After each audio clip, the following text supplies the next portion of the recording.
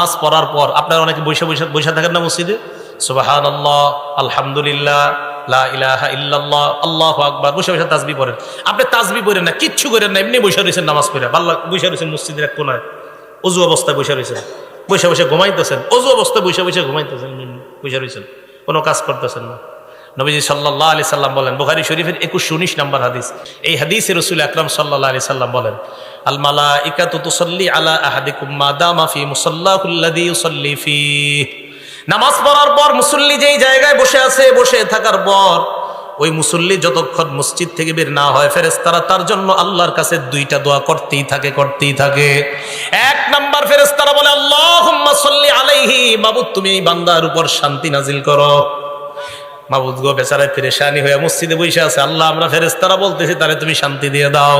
ভাই কিভাবে বুঝাবো আপনাদেরকে? আপনি পেরেশান হয়ে মসজিদে গিয়ে বসে রয়েছেন, ফেরেশতারা আল্লাহ রেখে, আল্লাহ তারে শান্তি দাও। দুই নাম্বার, আল্লাহুম্মা আরহামহু, আল্লাহ তুমি তাকে তোমার রহমতের চাদর দ্বারা ঢেকে নাও।